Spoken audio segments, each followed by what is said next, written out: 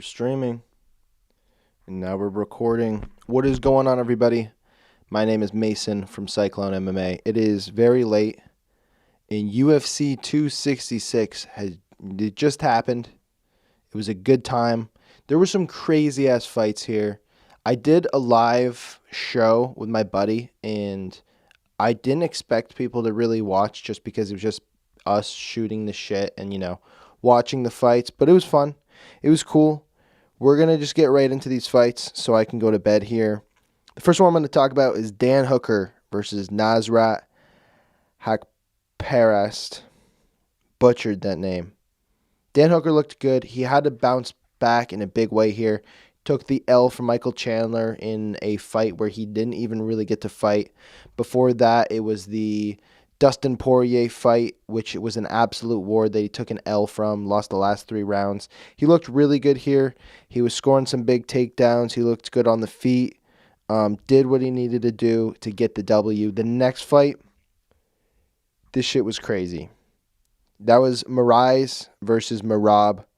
And Marlon Moraes came right after him in that first round and sparked him. Merab was wobbling all over the place. Keith Peterson, I'm shocked that he didn't stop that fight. The commentators were shocked that that fight wasn't stopped, but Merab kept, swinging. He ended up literally running away from Marlon Moraes.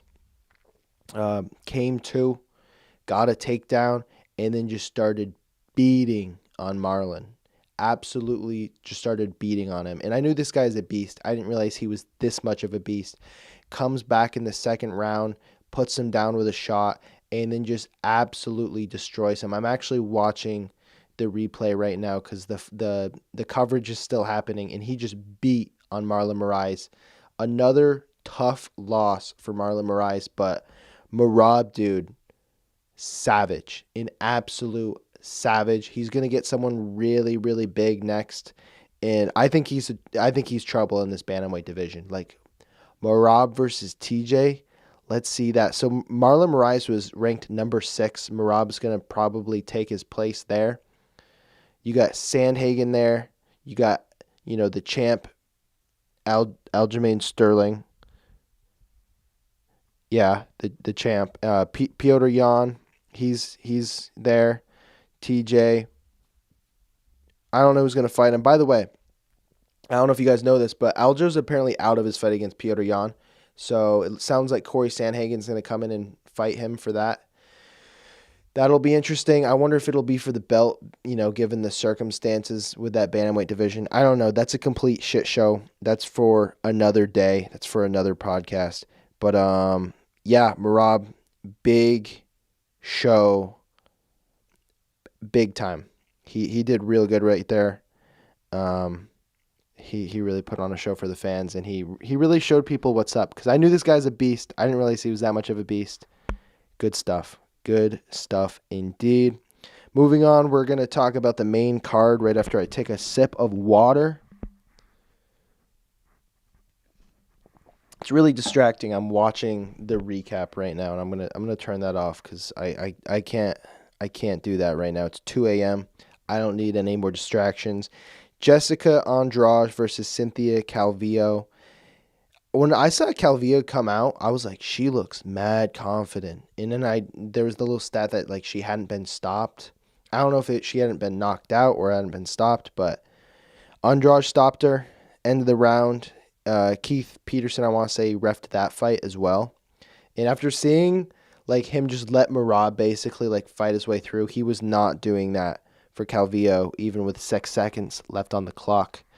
I don't disagree with the stoppage. I just think it's inconsistent, but maybe, I don't know. I don't know what was going on there, but Jessica Andraj, beast, gets another big W, another finish. She's awesome. Moving on to the heavyweights. Curtis Blades, Jairzinho Rozenstruik. I'm telling you. Curtis Blades can be a champion in this division. I think he can do it. I know that Francis beat him twice. I know he sparked him twice, but Curtis Blades is damn good if he avoids big shots and gets people down. His wrestling is elite. It's really good. And he's a thick boy. I was watching him fight today. He made Jairzinho look small. And Jairzinho's nickname is Biggie Boy. So Curtis Blades made Biggie Boy look small. He's thick. He's got that nice bottom, tree trunk legs. Enough about his physique. He fought really good. He won every round. Good job, Curtis Blades. Now, the people's main event, the middleweight fight between Robbie Lawler and Nick Diaz. What a weird fight, dude. My buddy, I looked over and he was like laughing.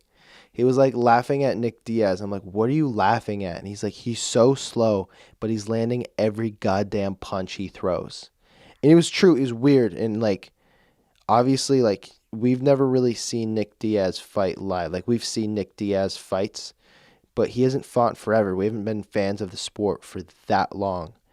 And Robbie Lawler looked good. He came out mad fast. Looked like fifth round Lawler in the first round. Just started throwing haymakers. But Nick Diaz, he was sticking and moving. A weird stoppage to that fight. Robbie hit him with a big right. Brought Nick down to his knee.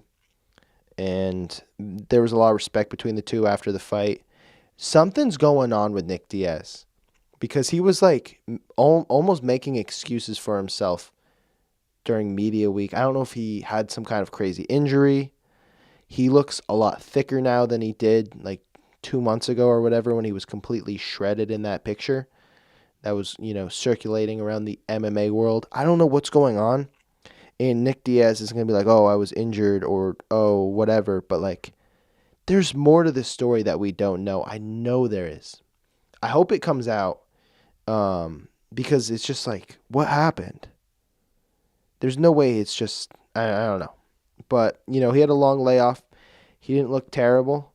I don't know if he was ready for a 5-round fight. But it was a fun fight for what it was. A couple of old dudes swinging.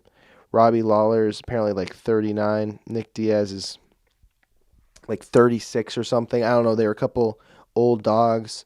I'm curious to see if Nick Diaz fights more. He says if he loses, he definitely wants to get in there soon. We'll see if that ends up being true. We'll see if he makes it back down to welterweight. But, yeah, good to see Robbie Lawler get in the win column. He hasn't had a win since, like, 2017, I think. It's been, like, 4 years. Pretty wild to think about. That leads into the first title fight, the flyweight championship of the world. Valentina Shevchenko versus Lauren Murphy, as we expected. Valentina Shevchenko won. She's just a perfect fighter. She doesn't make any mistakes. Lauren Murphy looked ultra confident walking into that fight. After the first round, she looked completely lost. Her corner was lying to her. I know it's her husband. And, like, that's got to be so annoying for Lauren Murphy when her husband's like, you're doing a really good job, and you're just getting pieced up. You're getting taken down at will. That's rough. Valentina, perfect performance. Got the stoppage. Completely wobbled Lauren Murphy and then butchered her on the ground. I'm looking at the numbers here. Valentina landed 132 total strikes. That paired with Lauren Murphy's 19 strikes, and she threw 100. Valentina Shevchenko had 3 takedowns, only attempted 4. Wild. Unbelievable. Like, it's almost unfair to give her anyone else now. Like, it's got to be Nunes versus Shevchenko. It just seems mean when they have these fights and it's like, all right, she's defending the belt, but like, she's a minus 1,500 favorite. Just crazy. It's wild. Absolutely insane. Finally, the main event, Alexander the Great Volkanovsky versus Brian T. City Ortega. You guys knew this ahead of time. I wanted Volk in this fight pretty bad. After watching Tough, I'm like, all right, I'm a Volk fan now, even though I'm a big Max guy. Don't get me wrong. If Max and Volk fought right now, I'm rooting for Max. But I'm like, for this, we're going to go with the Great. Dude, that fight was insane. Volkanovski, proving he's a champion. just putting it on Ortega on the feet. I was a little worried about the power because I know Ortega can crack, especially now that he's like revamped his whole striking. He's a lot better now. But Volkanovski, he got it done on the feet, and then there was that third round. So at the end of the second round, Volkanovski started chirping out, and we're like, okay, cool, but like, get off the ground, dude. You do not want to step into his world. On the feet, you're doing just fine. Ortega's the guy with the BJJ credentials, the guy who gets these crazy submission victories. Don't even attempt this right now. And then he got caught in a goddamn triangle. Brian T. City, Triangle City, Ortega. Gets caught in the triangle. Once again, I'm like, okay, the fight's over. Nope. Alexander pops out and then just starts battering Brian Ortega. Volkanovski's standing and just raining punches down on Ortega. Ortega took a long time to get up in that third round at the end of it. I didn't think he was going to get up. Like, Herb Dean was like, how many fingers am I holding up? He's like, 1, 2, 14. I don't know, bro. There's like, how many Volkanovskis do you see across from you? And he's like, 7. I see 7 Volkanovskis. He ended up doing well. Survived the fourth round. Looked good in the fifth round. Was actually putting it on Volkanovski quite a bit in the fifth round. The heart of Brian Ortega cannot be questioned between this fight and the Max Holloway fight. The dude is a savage. But at the same time, Alexander Volkanovski as a champion can also not be questioned. What an insane fight. There's a few rounds during this whole card.